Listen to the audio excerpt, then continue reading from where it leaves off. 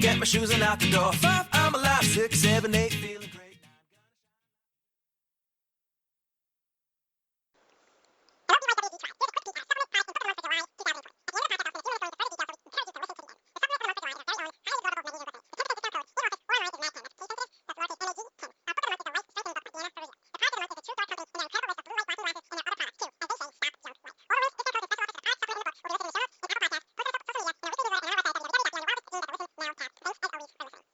Hello and welcome back to Beyond Your Wildest Genes podcast. My name is Dr. Noah DeCoyer and I am your co-host. Today our guest is Dr. Anthony Balduzzi.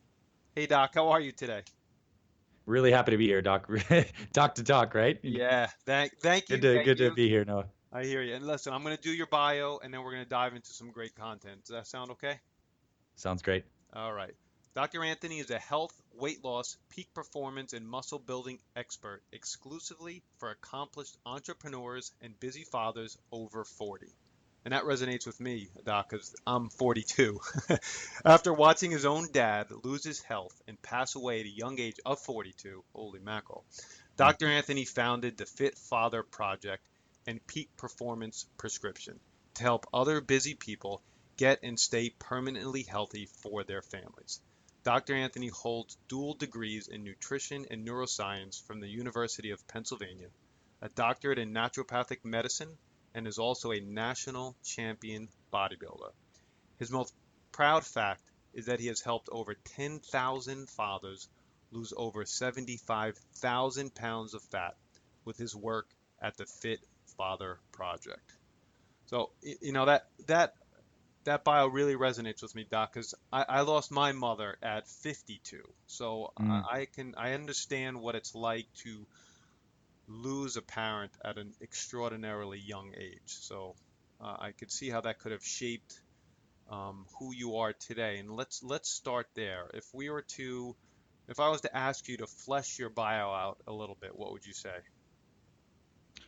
I would say that my entire life and my passion for helping my friends, my family, and everyone I come in contact with live healthier came from those early experiences of watching my own dad basically lose his.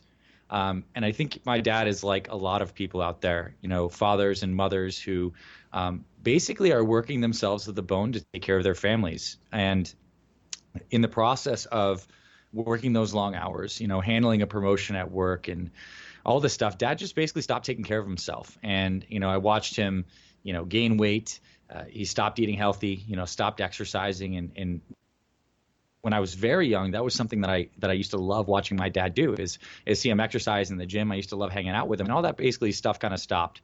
And he ended up getting diagnosed with terminal brain cancer, and he passed away. And I was 9 at the time. My little brother was 6.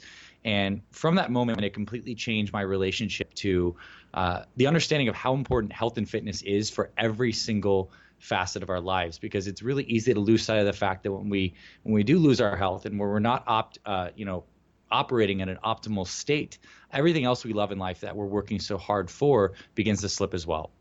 So I've been, I guess, a man on a mission from a very young age. You know, when initially after Dad passed, I wanted to become a sponge. I wanted to learn every single thing I could possibly learn about nutrition, exercise, healthy living, because in my 10-year-old mind, I wanted to become so strong that, you know, cancer wouldn't affect me because I had to take care of my mom, my little brother.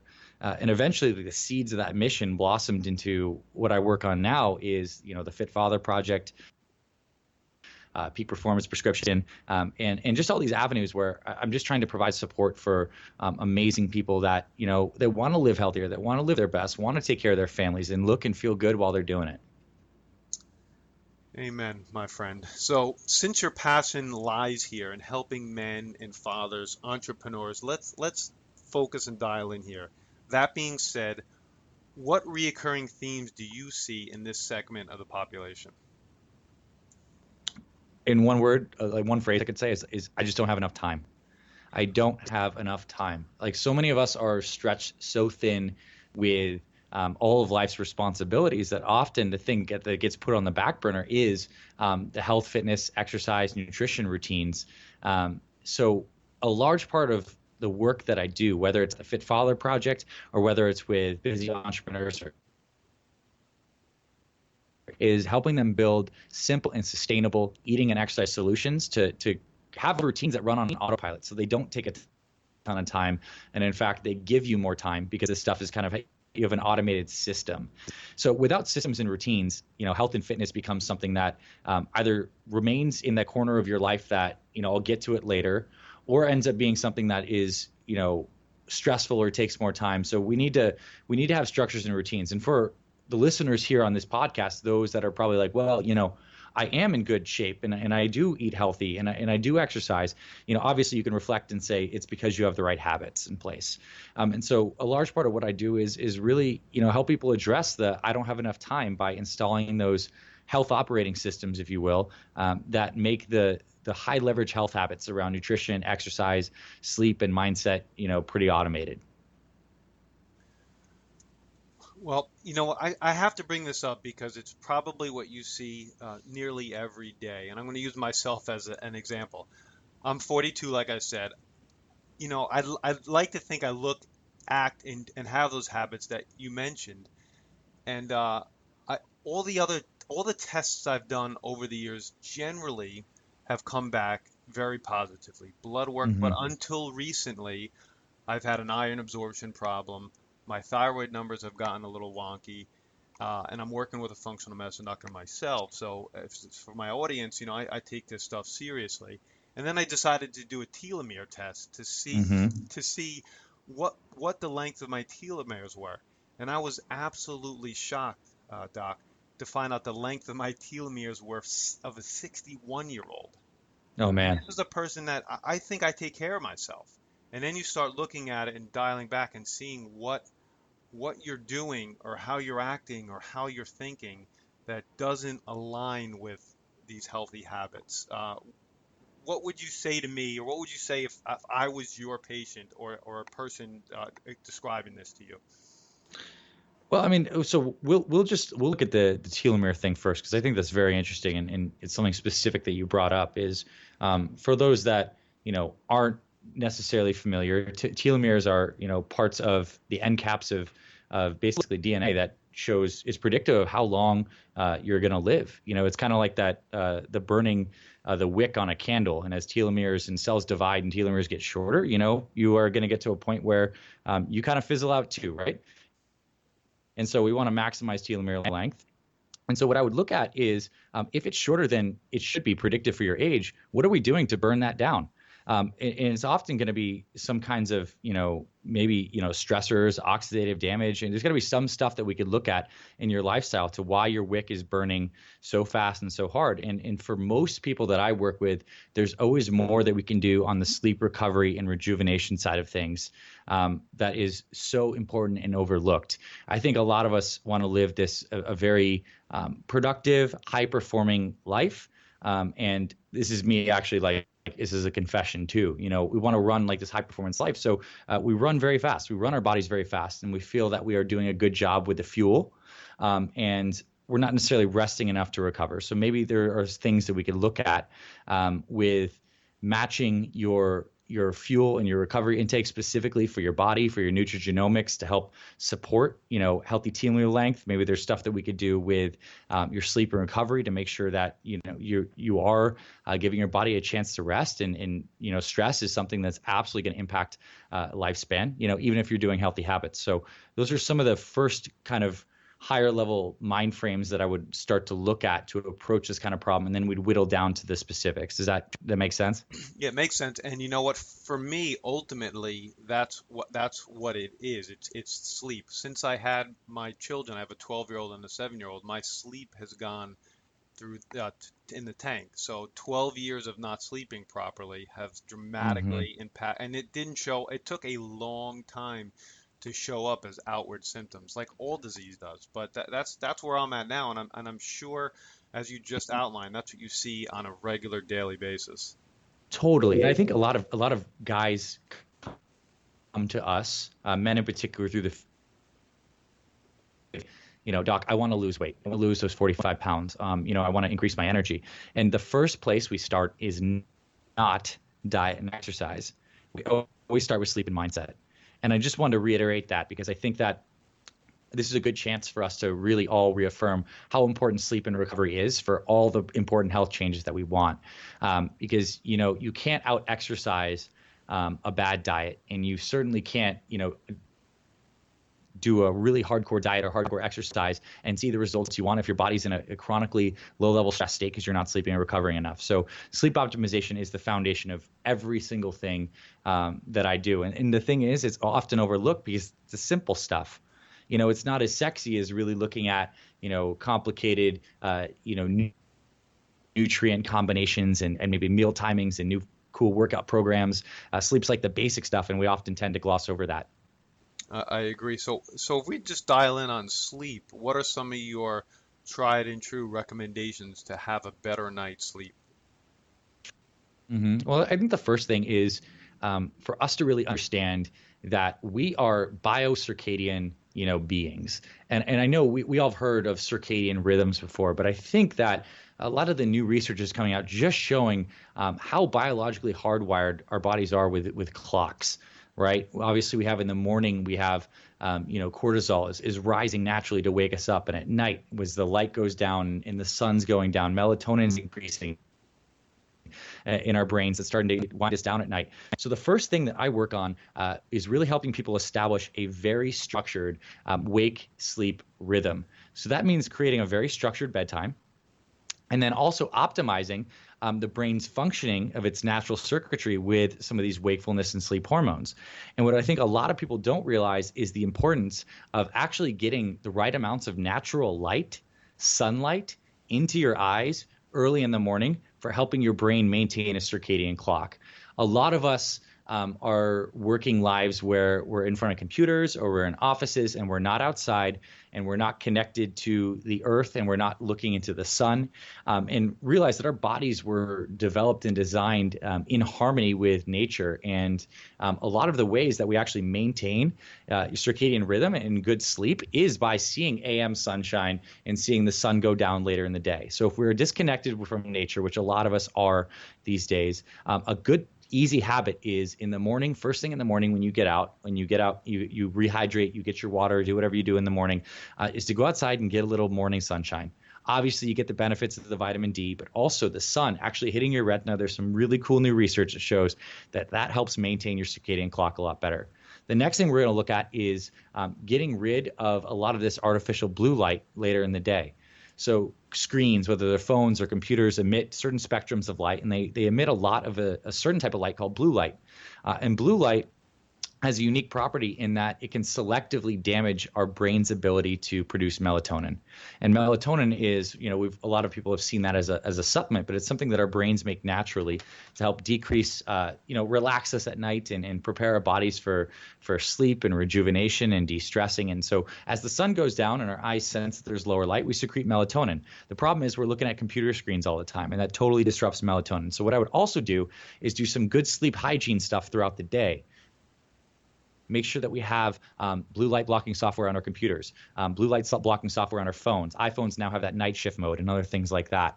And then at night, we would also do some environmental tweaks to your bedroom to really optimize things for sleep. So our bodies like to sleep in cooler temperatures. If the room is too hot, to our bodies, heat kind of signals like metabolic activity, and it doesn't really allow our bodies to go into a deep, restful sleep. So research shows that people sleep best around the high 60s degree Fahrenheit, kind of temperature. So somewhere cool the room down, and let's get rid of all light in the room. If you can't get blackout curtains, you can get a face mask and some earplugs. But basically, let's get all this sensory information that we're bombarded with out at night. And I think the perfect plan would be AM sunshine, blue blocking technology throughout the day, a very cool a cool room with not a lot of flashing lights or anything like that, where you could use maybe some earplugs and a face mask.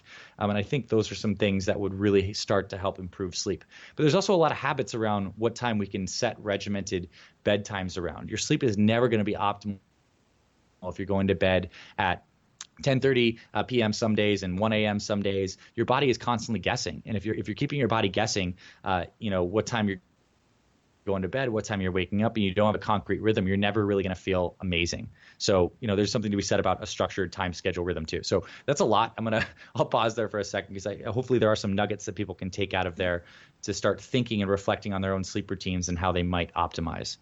Yeah, so that's exactly what we talk about, and we're 100% aligned. But let me be devil's advocate. Okay, hit me. But my kids' soccer games finish at 10 o'clock. I go to my yoga or my CrossFit box at 5 or 6 in the morning, few days a week. Then the rest of the weeks I'm getting home at 7 o'clock, and I can get to bed at 8:30, and it's impossible for me to get a real steady rhythm. What do you say? I say that the goal is not perfection. It's as close to an ideal goalpost as possible. I would devil's advocate to your devil's advocate that in any given routine, no matter how hectic, we can still find that semblance thread of some kind of structure. And like, I get it, some Wednesday nights you're going to have to take the kids to soccer and it ends at 10 p.m. and you're not going to be able to make your normal 10:30 p.m. bedtime. That's okay. But understanding and even cognitively understanding that you have a structure set routine that you're aiming for is going to keep you more consistent over the long run. And this is a habits game. So I do get that. There will be times when you can't go perfectly to bed, but I still think there is a golden thread of structure that we can hit most of the time. And listen, on the weekends, if we do need to sleep in and catch up on some of that stuff, that's great too.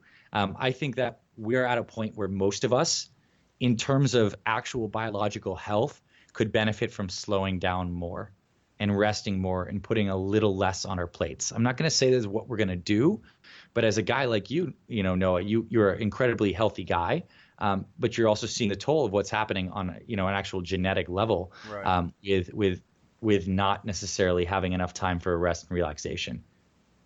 I agree. Now, one other question on sleep. Does when you eat affect your sleep? Like, should you eat 2 hours before you go to bed, 3 hours before you go to bed? Obviously we don't want to eat right before we go to bed, but is there some sort of generic kind of time or multiple hours before that's best to eat? Totally. Yeah. There's actually some really cool stuff you can do with food and nutrition at night to help your body sleep better. So it's usually for most people not a good idea to eat a huge meal right before you're going to bed. However, that being said, food is one of the best ways that we can shift our nervous system out of the sympathetic, very active, coffee-driven, caffeine-fueled kind of, that state that we're all very familiar with, to a parasympathetic rest, digest, recovery mode. The parasympathetic nervous system, one of its main functions is to fuel digestion and to assimilate nutrients. So having a nice meal, a nice sized meal, a little bit of a bigger meal later in the day is a great way to kind of calm the body and relax things down and shift your body into a digestion mode. And this is where I think we were taught a very, at least what was preached when I was growing up was that, breakfast was the most important meal of the day and we should have a huge, carb-laden breakfast. And we kind of figured out that you don't necessarily have to do that. And there's also some detriments to having big meals early in the day, like the blood sugar swings, all the digestive stress from doing that things. What I'm going to posit is that there's actually benefit to having a bigger meal with some healthy carbohydrates that work well with your body later in the day. Because carbs are very unique in that they're not just, stored in muscles and liver and in fat cells as energy. They also have a profound impact on our brain's neurochemistry, and particularly around serotonin and dopamine. And carbs can actually increase serotonin levels, which can kind of give us that, that a little more relaxed, nice kind of feeling at night that can help wind us down. So what I would recommend is if someone knows that they have a particular kind of carbohydrate, and this is assuming they're not doing a very carb-restricted diet, like a ketogenic diet or very, very carb-restricted, that they do have a meal, let's say around 2.5 hours before bed, that does contain a nice serving of healthy carbohydrates that are gut-friendly, that work with your body, along with some veggies to really just slow down the blood sugar spike of the carbs. And then I think that would be optimal for helping someone sleep well. Yeah, I know for me personally, and I'm not fully ketogenic, but I restrict my carbohydrates pretty regularly and watch the amount of carbs I eat. So I'm fat adapted for sure. But I know for sure that my later meal should have more carbohydrates in it, like some sweet potato or some plantain or Yes. something like that. And I know that I get a better night's sleep when I eat those types of things in the evening. You're spot on. And I think that's the case for most people. I think like if we're throwing down blanket guidelines, most people do better having a much lower carbohydrate diet. And this is, regardless of your macronutrient composition of your diet, earlier in the day, lower carbs. At night, as you're shifting into a little more of a relaxation mode, introduce some good carbs in the amounts that work for your body, and make sure that they're good, non-inflammatory, gut-friendly sources, like you mentioned. Those are usually very safe for most people. I agree. Now, a while back, maybe 5, 10 minutes ago, you mentioned the term, and I'd like you to just talk about that and explain what that means, because it comes up occasionally on the podcast, but not that often. Can you define and maybe just explain a little bit what nutrigenomics is? Yeah, so nutrigenomics is an amazingly cool field. It's essentially like the hybrid in the cross section between all the great genetic research, and we've spent so much time sequencing the human genome, and now we have services available commercially where people can you can get your genome sequenced with things like 23andMe, and you can get it processed, and you can figure out what's your genetic profile, those single nucleotide polymorphisms, that the little gene variants that you have, Noah, that makes you different than me, and then we can interface that with nutrition. And we can say, okay, based on your SNPs, those single nucleotide polymorphisms, and just your general genetic makeup, what kind of nutrient composition of a diet will work best for you? What kind of nutrients might you need more of? Okay, so you have a SNP. Maybe the term MTHFR means something to somebody. We don't necessarily have to go down that rabbit hole, but you're going to need you might need some higher amounts of some methylated B vitamins. So nutrigenomics is basically is a precision nutrition based on what your gene profile says, and how can we use that information to tailor nutrition that's going to be specifically good for your body. And I think, if anything, we're moving into the world of personalized medicine. We have a lot of labels that are thrown around, like functional medicine, integrative medicine. In my mind, all of it's getting more integrative and more personal. And I think nutrigenomics is a new field that's really worth exploring, where people can get great information about their actual genetic makeup and what kind of things might be better for their bodies. And I'll ask, have you done some of this testing yourself? Me, yeah, I did 23andMe and then connected it to Genetic Genie. So I have Nice. an idea of some comp and MTHFR and Yeah. CBS, and we've had a few people on to talk about those specific gene mutations to kind of get a better handle on those. So yeah, so it's definitely in the forefront of my mind.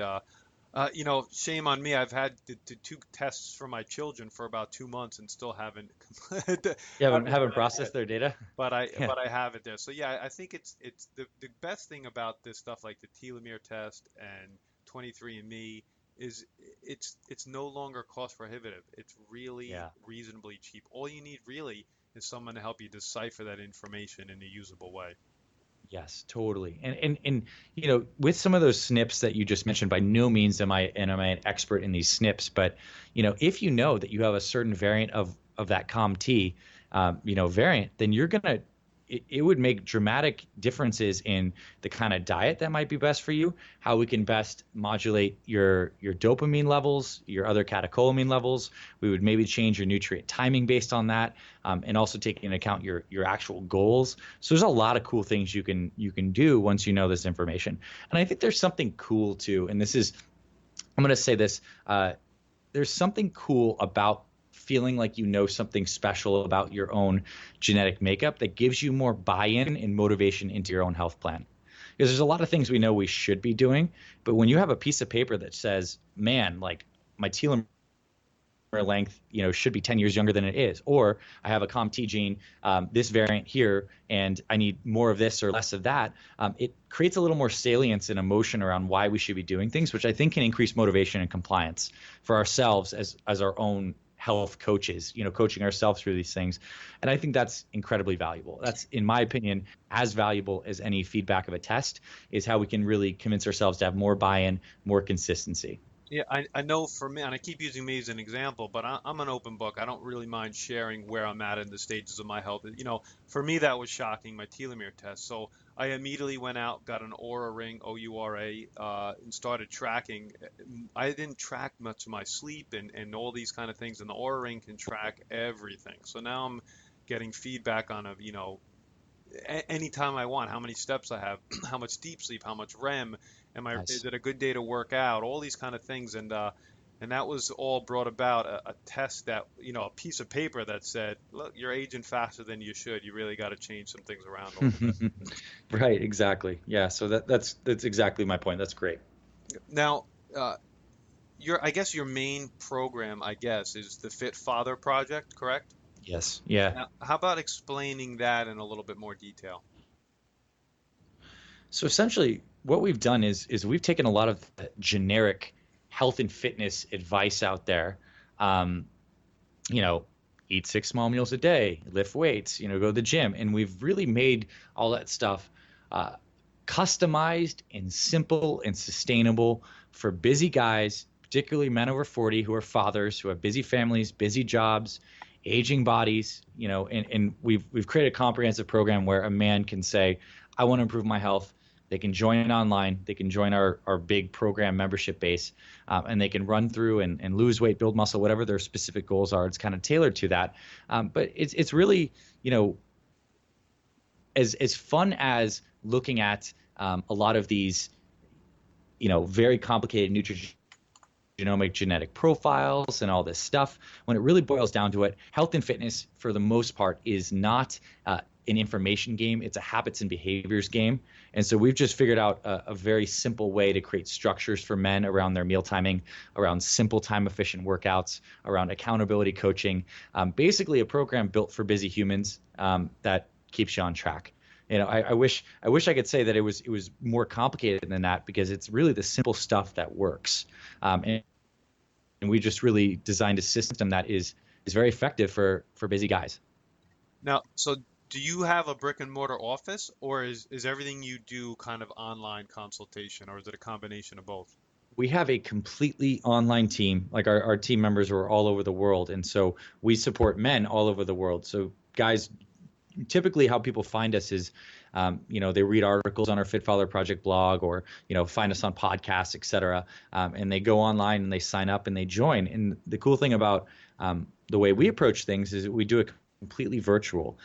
Even down to the program delivery, everything is done virtually. But unlike typical like books or DVD diet books, or like a P90X style DVD, we actually keep you accountable through the process with our coaching and our online software that kind of like gets you to check in and make sure you're going through the action steps and actually implementing the information. So it's a completely online program. And that's what I do on the Fit Father Project side of things. And on the entrepreneurial coaching side of things for entrepreneurs and executives, I do high performance work where I do a lot more of all the nutrigenomic custom plan builds that we just talked about, where my team of coaches and I, we basically design completely custom schedules, nutrition plans, exercise plans, everything for busy entrepreneurs and executives who want to nail specific health goals and just have that automated health operating system that keeps them healthy, whether they're traveling, whether they're, in big business pushes, or just they want to, extend and really focus on longevity. So those are like the two main things I'm focusing on right now. That's cool. So now, as we wind down today, I got a more of a fun question. So, what's the day in the life of Dr. Anthony Balduzzi look like, from waking to going to sleep? Nice. Okay. Well, wake up. I'll even be honest. But when I'm great with my schedule, it's 5 a.m. And get up. I will immediately get the body moving. The first thing I'll do is I will drink 32 ounces of water with some sea salt, and I like to have a little lemon water, and I'll start brewing some green tea. And I'll get my body moving. Sometimes I'll use a vibration plate, a rebounder, something to get my lymphatic system moving. And I have a little morning ritual where I do a couple basic habits, some gratitude journaling, some short meditation, the moving of my body, and some appreciation. Reach out to my love of Paige Brown and make sure I give her some love first thing in the morning to maintain that amazing relationship. And then I get to work pretty shortly afterwards, I work because we have so many clients at the Fit Father Project and on my personal coaching side. I work for a vast majority of the day in front of the computer. I have an awesome standing desk, so in between meetings, podcasts, shooting videos, a lot on the computer. I will go to exercise at some point later in the day before dinner. Recently, I've been using a really cool exercise machine called an ARX machine. Are you familiar with those? I've heard it. I don't know a lot about it. Okay, so it's cool stuff. I think this is like the future of exercise. These will probably be in everyone's home in like 15 years. It's called adaptive resistance training. It's more or less like a Bowflex with a computer on it. And what it is it's able to dynamically adjust the weight that you're lifting during each individual rep. So, where if you're bench pressing, you might be able to push, let's say 150 pounds off your chest, but you might be able to actually lower eccentrically 250 pounds. So the ARX can really adjust the weight dynamically. So it's a very time efficient workout. But back to the schedule, I'll work out on an ARX machine. I like the data driven feedback on my workouts. I will have an amazing dinner that's higher in carbs to really start to shift my body into rest and relaxation mode. All the blue light will be cut out. I'll brew some tea. I'll read a good book, spend some time with my family, and I will get down to bed, plan some goals for the following day, and get after it. At this stage, I'm very, with all the great work we're doing in the world, I'm just so fired up that I work a lot more. So it's funny because what I'm preaching to all of us should slow down a little bit. This is like some self-medicine that I could probably use myself. Right. Great. And final question is, how can our audience, or what's the best way our audience can get in touch with you? Yeah, so a couple ways. I think if people are interested in learning more about the Fit Father Project, you can head over to fitfatherproject.com. And there are just, tons of emails, links to our programs, all our articles, just like this podcast. We have a very high traffic blog that has a lot of great content on there. My personal email, which people can absolutely feel free to reach out if they, heard this and they want to connect, is anthony@fitfatherproject.com. And that's where you can inquire, about any of the stuff we talked about, and we can have some more great conversations. And the other place that, I'm doing a lot of work on the entrepreneur exec side is peakperformancerx.com. So if we have show notes, I'm sure we could put some links on there, but those would be between Fit Father Project and my email and peakperformancerx.com. Those are the best places to connect with me. Yeah, we'll definitely put those in the show notes for sure. Thank you very much for being on today, Doc. I really appreciate your time. Likewise. Thanks for having me. This was a blast. Yeah, it was. Absolutely. My name is Dr. Noah DeCoyer, your co-host, and you're listening to the Beyond Your Wildest Dreams podcast. If you like what you've heard today, please share this with your friends, family, and encourage them to subscribe on iTunes. A positive review goes a really long way in helping our podcast tribe grow. Currently, we're around 600,000 and growing daily. Help us help others. Thank you, and as my oldest son Hayden says, be awesome and never unawesome.